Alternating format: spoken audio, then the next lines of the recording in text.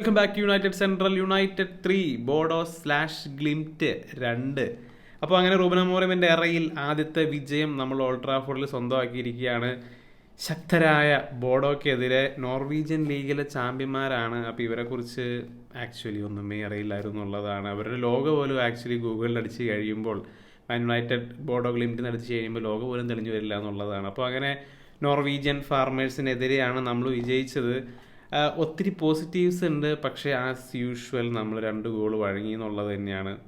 യൂറോപ്പിലേക്ക് വന്ന് കഴിയുമ്പോൾ തോറ്റില്ല, അതൊരു പോസിറ്റീവ്, അത് തന്നെ ഏറ്റവും വലിയ പോസിറ്റീവായിട്ട് നമുക്ക് എടുക്കാം. അതുപോലെ തന്നെ ഇതൊരു എക്സ്പെരിമെൻ്റൽ മത്സരമായിരുന്നു. അദ്ദേഹം ഒത്തിരി ചേഞ്ചുകളൊക്കെ വരുത്തി. അതുപോലെ തന്നെ ലൈനപ്പ് കണ്ടപ്പോൾ തന്നെ ഇത്തിരി കൺഫ്യൂസിങ് ആയിരുന്നു എന്നുള്ളതാണ്. കാരണം മൗണ്ട്, ആൻ്റണി, അപ്പോൾ ഇവഞ്ച്വലി ആൻ്റണി റൈറ്റ് വിങ് ബാക്കാണ് കളിച്ചത്. അതുപോലെ തന്നെ മൗണ്ടിനെ പറ്റി നേരത്തെ അമോറിം പറഞ്ഞിരുന്നു, മൗണ്ടിന് വേണ്ടി നല്ല 2 പൊസിഷനുകൾ പുള്ളി മാറ്റി വെച്ചിട്ടുണ്ട് എന്നുള്ള കാര്യം.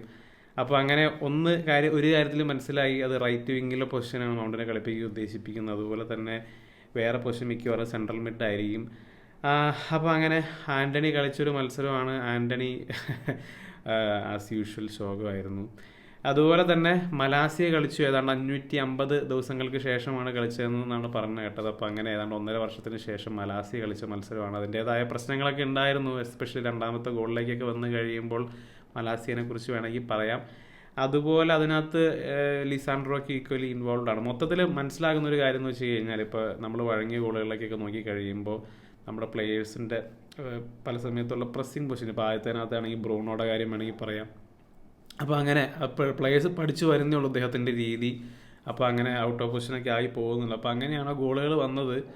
പിന്നെ ലാസ്റ്റ് കളിയുടെ അവസാനമൊക്കെ ആയപ്പോഴേക്കും നെർവി ആയിരുന്നു എന്നുള്ളത് തന്നെയാണ്. പക്ഷേ ഓവറോൾ നോക്കി കഴിയുമ്പോൾ യുണൈറ്റഡ് ഡോമിനേറ്റഡ് ദ ഗെയിം.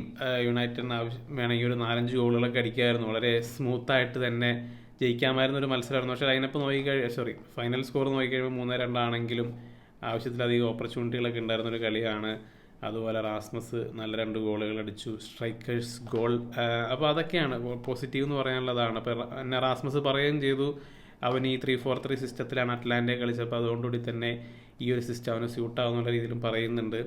അപ്പോൾ ഒരു പക്ഷേ ആ ഗൊയ്ക്കീറസിൻ്റെ ആ റോള് ഇവന് ചെയ്യാൻ പറ്റുമോ എന്നുള്ളതാണ് ചോദ്യം. പക്ഷേ ആ കാര്യത്തിലേക്ക് വന്നു കഴിയുമ്പോഴാണ് നമ്മുടെ മറ്റൊരു പ്രശ്നം എന്ന് പറയുന്നത്. ഇപ്പോൾ സ്പോർട്ടിങ്ങിൻ്റെ സിസ്റ്റത്തിലേക്ക് വന്നു കഴിയുമ്പോൾ ഫോക്കൽ പോയിന്റ് എന്ന് പറയുന്ന സെൻട്രൽ ഫോർവേഡാണ്. അപ്പോൾ സെൻട്രൽ ഫോർവേഡിന് വേണ്ടി ബാക്കിയുള്ളവർ ബോൾ കൊടുക്കുക എന്നുള്ളതാണ് ചെയ്യുന്ന പരിപാടി. പക്ഷേ നമ്മുടെ ടീമിലേക്ക് വന്നു കഴിയുമ്പോൾ അറിയാം, എല്ലാവരും ഇൻഡിവിജ്വലി, അല്ലെങ്കിൽ നമ്മുടെ വിങ്ങേഴ്സിൻ്റെ കാര്യത്തിലേക്ക് വരുമ്പോൾ ഇൻഡിവിജ്വൽ ഗ്ലോറിക്ക് വേണ്ടിയാണ് ശ്രമിക്കുന്നത്. ഇപ്പോൾ ഗാർനാച്ചോനെയൊക്കെ അത് പഠിപ്പിച്ചെടുക്കണം. ഇപ്പോൾ ഗാർനാച്ചോ ഇന്നത്തെ മത്സരത്തിലാണെങ്കിൽ ഒറ്റ ക്രോസ് പോലും ആക്യുറേറ്റ് ആയിട്ട് ഇട്ടിട്ടില്ല.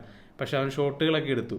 ഇപ്പോൾ റാഷ്ഫോർഡ് കളിക്കുമ്പോഴാണെങ്കിലും ഗാർനാച്ചോ കളിക്കുമ്പോഴാണെങ്കിലും ഇവരെല്ലാവരും അവരുടെ സോളോ ഗ്ലോറിക്ക് വേണ്ടി തന്നെയാണ് അവർ ശ്രമിക്കുന്നത്. അവർ ഗോളടിച്ച ആളാവുക എന്നുള്ളതാണ്. ഇപ്പോൾ ഗാർനാച്ചോയുടെ കാര്യത്തിലേക്കാണെങ്കിൽ അവനോട് ആരോ പറഞ്ഞ് പഠിപ്പിച്ചിട്ടുണ്ട്, നീ ആടാ നെക്സ്റ്റ് റൊണാൾഡോ എന്നുള്ള കാര്യം.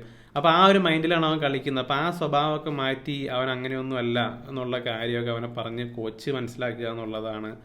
അവനെ ഈ ഒരു സിസ്റ്റത്തിലേക്ക് സൂട്ടബിൾ ആവുന്ന രീതിയിൽ, സ്ട്രൈക്കർക്ക് ബോൾ കൊടുക്കുന്ന രീതിയിൽ, അല്ലെങ്കിൽ ചാൻസ് ക്രിയേറ്റർ എന്നുള്ള രീതിയിലേക്ക് അവനെ മാറ്റിയെടുക്കുക എന്നുള്ളതാണ് ശരിക്കും പറഞ്ഞു കഴിഞ്ഞാൽ അമോറിം ചെയ്യേണ്ട മറ്റൊരു കാര്യം. ഇപ്പോൾ അധിക സമയമൊന്നും ആയിട്ടില്ല. ആക്ച്വലി ഇത് ശരിക്കും ഒരു എക്സ്പെരിമെൻ്റ് തന്നെയായിരുന്നു ഈ ഒരു കളിയും. അതുപോലെ തന്നെ കളിയുടെ സ്റ്റാർട്ടിങ് ഉണ്ടായിരുന്ന ലൈനപ്പൊക്കെ. അതുപോലെ പോസിറ്റീവ്സ് എന്ന് പറയുകയാണെങ്കിൽ ഉഗാർട്ടെ നല്ല കളിയാണ് കളിച്ചത്, അത് നല്ലൊരു പോസിറ്റീവാണ്. അപ്പോൾ ഈ സിസ്റ്റത്തിൽ സൂട്ടാവുന്നുള്ളൊരു കാര്യം സയൻസ് കിട്ടുന്നുണ്ട് ഉഗാർട്ടയുടെ കാര്യത്തിൽ. അതുപോലെ ബ്രൂണോ ആണെങ്കിൽ മിഡ്ഫീൽഡിലാണ് കളിച്ചത്, സെൻട്രൽ മിഡ്ഫീൽഡിലാണ് കളിച്ചത്. Bruno was all right. ഇപ്പോൾ ബ്രൂണോയുടെ ഇപ്പോൾ കഴിഞ്ഞ മത്സരത്തിൽ നമ്മൾ പറഞ്ഞതാണ്, ബ്രൂണോ അങ്ങനെ ഹീറോ പാസുകളൊന്നും ഇപ്പോൾ കളിക്കുന്നില്ല ഈ 2 കളിയായിട്ട്. അപ്പോൾ അത് തന്നെയാണ് ഈ കളിയിലേക്ക് സംഭവിച്ചത്. കൺട്രോൾഡ് ആയിട്ടുള്ള കളിയാണ് ബ്രൂണോ കളിച്ചത്. അപ്പോൾ ഒരു പക്ഷേ ഭാവിയിലേക്ക് ഒരു സ്കോൾസ് എന്നുള്ള രീതിയിൽ ആ ഒരു സ്റ്റൈലിലേക്ക് ബ്രൂണോയുടെ കളി മാറുമെന്നുള്ളതാണ് നമുക്ക് നോക്കി കാണേണ്ട കാര്യം. ബ്രൂണോ നല്ല ലോങ് പാസുകളൊക്കെ ഇടുന്നുണ്ടായിരുന്നു. അതുപോലെ ഡിലീറ്റിൻ്റെ കാര്യത്തിലേക്ക് വരുമ്പോഴാണ് ഡിലീറ്റും ലോങ് പാസുകളൊക്കെ ഇടുന്നുണ്ടായിരുന്നു. സെൻട്രൽ ബാക്കിങ് നമ്മൾ അങ്ങനെ അധികം കാണാതിരുന്നൊരു കാര്യമാണ് ശരിക്കും പറഞ്ഞാൽ ടെൻ ഹാഗിൻ്റെ അണ്ടറിൽ. അപ്പോൾ അങ്ങനെ സംഭവങ്ങളൊക്കെ ഇതിനകത്തേക്ക് വന്നപ്പോൾ കണ്ടു. പിന്നെ വേറൊരു കാര്യം മെൻഷൻ ചെയ്യാമെന്ന് വെച്ച് കഴിഞ്ഞാൽ, നമ്മൾ സെക്കൻഡ് ഹാഫിലേക്ക് വന്നു കഴിഞ്ഞപ്പോൾ നമ്മൾ ശരിക്കും പറഞ്ഞു കഴിഞ്ഞാൽ ഒരു ടാക്ടിക്കൽ ട്വീക്കൊക്കെ റൂബൻ അമോറിം വരുത്തി എന്നുള്ളതാണ്. ബാക്ക് 3 എന്നുള്ളത് മാറ്റി ഒരു ബാക്ക് 4 എന്നുള്ള രീതിയിലേക്ക് അതിനിടയ്ക്ക് മാറിയിരുന്നു. അതുപോലെ തന്നെ പുള്ളിയുടെ സബ്സ്റ്റിറ്റ്യൂഷനൊക്കെ ആണെങ്കിലും നല്ലതായിരുന്നു. അപ്പോൾ അങ്ങനെ ഓവറോൾ നോക്കിക്കഴിഞ്ഞ് കഴിയുമ്പോൾ ഒരു പോസിറ്റീവ് സൈൻസ് എന്ന് പറയാം. അതിൻ്റെ ഒപ്പം തന്നെ ഒരു വിജയം. ഇതൊക്കെ എന്തായാലും ഇനി പഠിച്ചു വരേണ്ട കാര്യങ്ങളാണ്. ഇപ്പോൾ മാനേജറിനാണെങ്കിലും അറിയണം ഏതൊക്കെ പ്ലെയറിനെ എവിടെയൊക്കെ കളിപ്പിക്കാൻ പറ്റും എന്നുള്ള കാര്യം. അപ്പോൾ എന്തായാലും ഇനി എവർട്ടനായിട്ടുള്ള മത്സരത്തിലേക്ക് വരുമ്പോഴാണെങ്കിലും ചിലപ്പോൾ ഒരു വളരെ ഡിഫറൻ്റ് ആയിട്ടുള്ള ലൈനപ്പ് ആയിരിക്കും. അപ്പോൾ അങ്ങനെ കുറച്ച് മത്സരങ്ങളും കുറേ ട്രെയിനിങ് സെഷനുകളൊക്കെ കഴിഞ്ഞാലാണ് ആരെവിടെയൊക്കെയാണ് സൂട്ടാവുക, ആരൊക്കെയാണ് വർക്കൗട്ട് ആവാൻ പോകുക എന്നുള്ള കാര്യമൊക്കെ മനസ്സിലാവുള്ളൂ. ബാക്കിയുള്ളവരൊക്കെ ടീമിൻ്റെ പുറത്തേക്ക് പോകും എന്നുള്ളതാണ്. So what do you guys think? എന്താണ് നിങ്ങളുടെ അഭിപ്രായങ്ങൾ എന്നുള്ള കാര്യം തീർച്ചയായും കമൻ്റ് ആയിട്ടിടുക. മറ്റൊരു വീഡിയോയുമായി വീണ്ടും കാണാം.